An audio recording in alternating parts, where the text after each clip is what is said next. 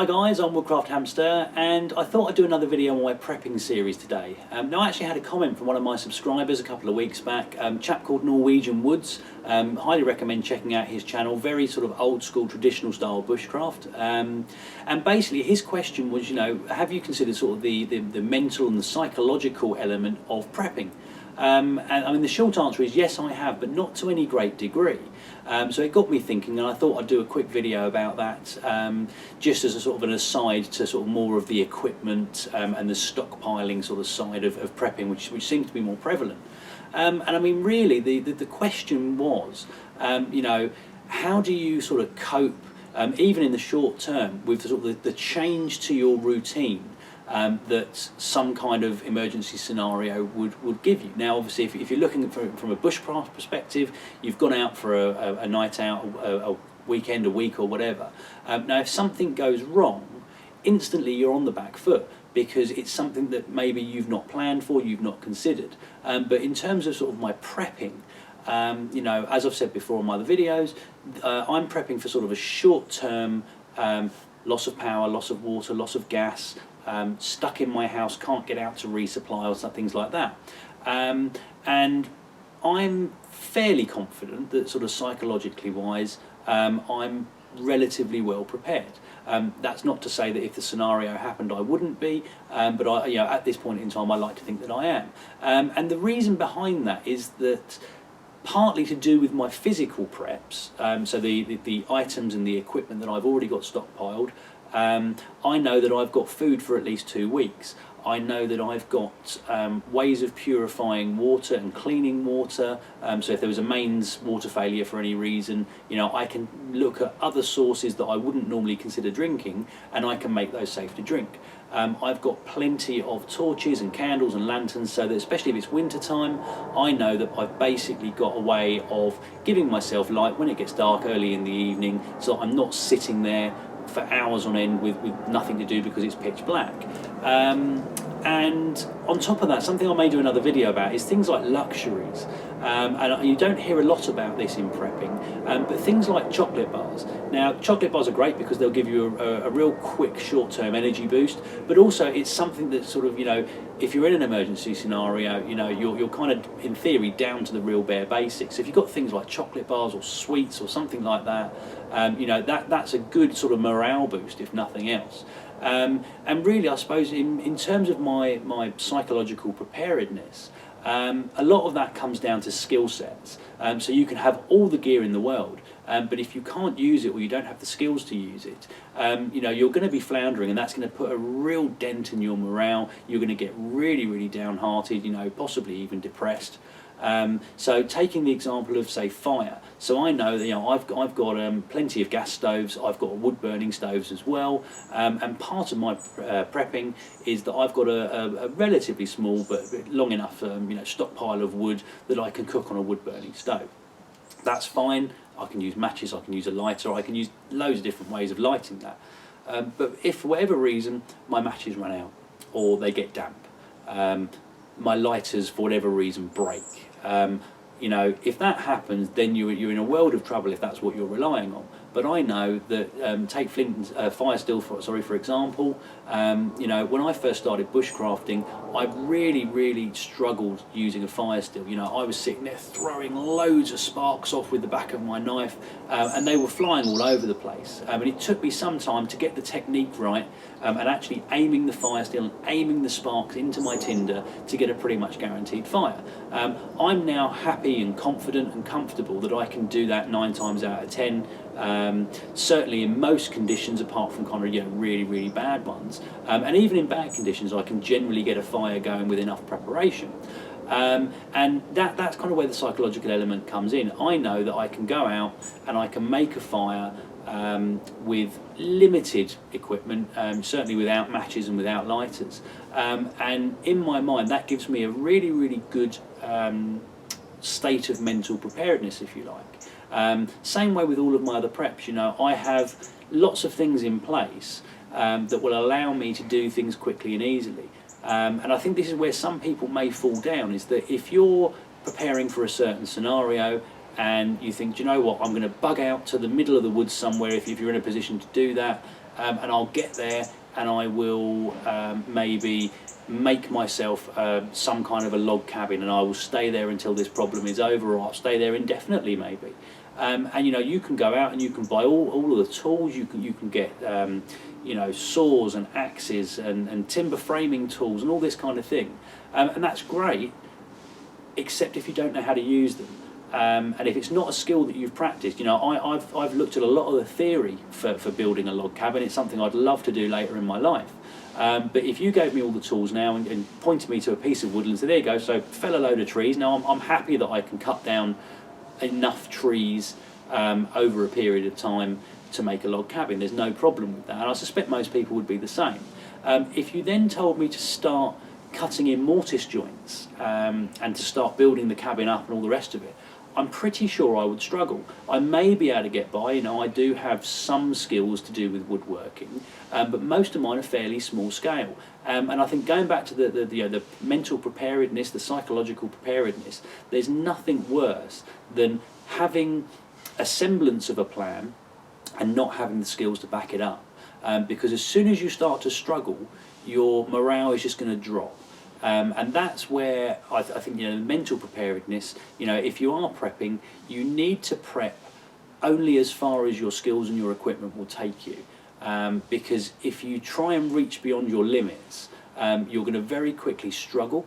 And then everything from there becomes a massive challenge. You know, if you're planning on, you know, staying at home as I am, and you know you've got enough food and water and various other bits and pieces that to keep you going for whatever the period of time it is, a couple of days, a couple of weeks, a couple of months, you know, even a couple of years in some cases, if you know, that is going to give you a really good morale boost.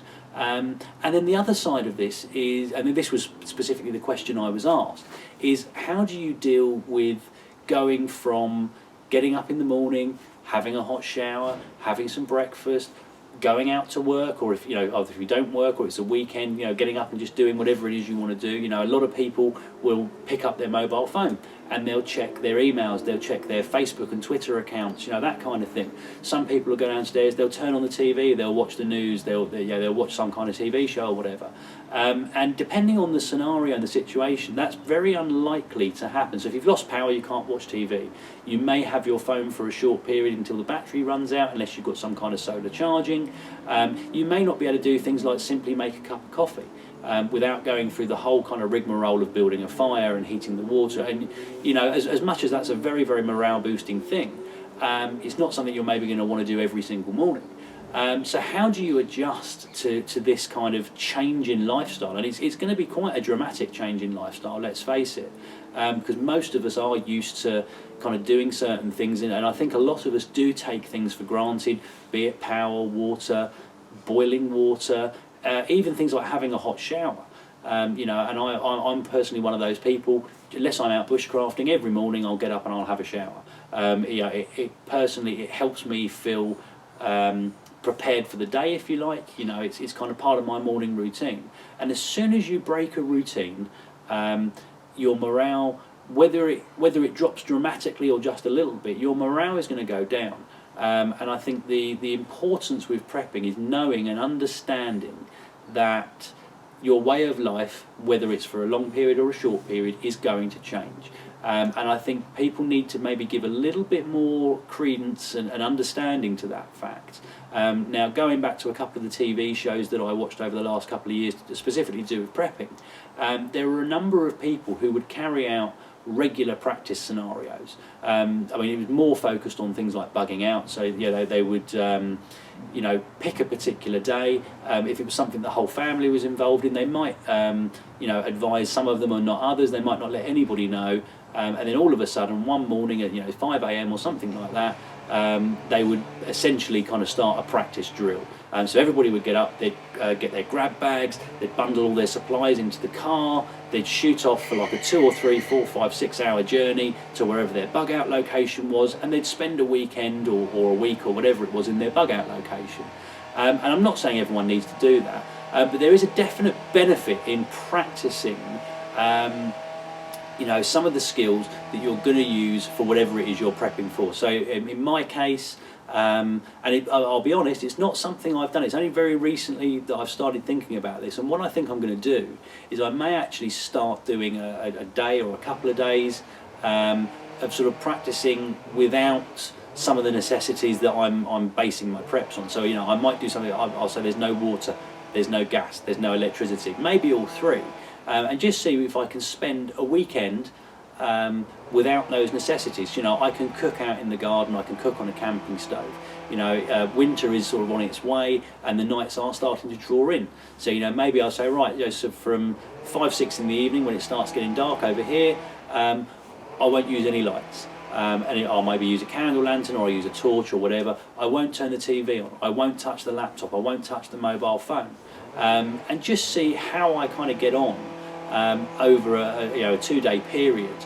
And you know, I think the results will be very interesting. And what I'll try and do is maybe do an update video once I've done a couple of those, just as a sort of an add-on to this particular video, just to see how it went. And I'm certainly under no illusions. I think it's going to be difficult, you know, not to just pick up the phone or you know, not to turn the TV on and that kind of thing. But it's something I think is very much worth doing.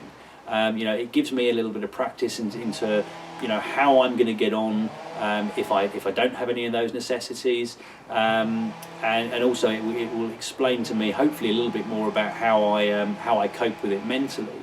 But yeah, that's really sort of the focus of this video. You know, I like to think that I'm very prepared, as I'm sure a lot of us do, and I may be being a little bit naive there. You know, I do have the benefit of, you know, going out bushcrafting regularly for a day or more, so I know I can do it. I know I can go outdoors into a woodland environment. I can set up a tent or a hammock. I can cook over an open fire. I do have a mobile phone with me, but I generally don't use it. You know, I might give the missus a quick call or something just to check in. But you know, I'm not sitting there on Facebook and YouTube and Twitter and that kind of thing. That's not what I go out bushcrafting for.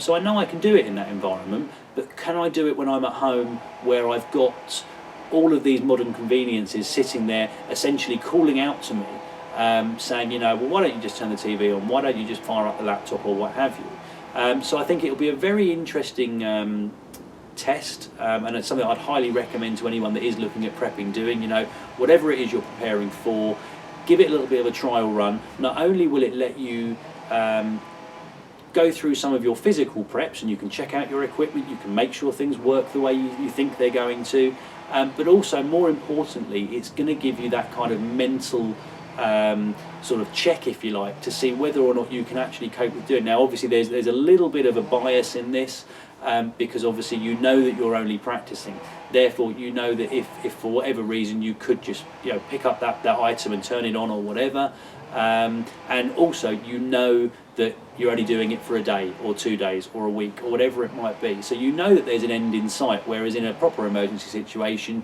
you don't necessarily know when that's going to end. But I think it is really useful, you know, and it's certainly something I'm going to be trying. Might be something for you guys to think about if you're looking at doing something similar.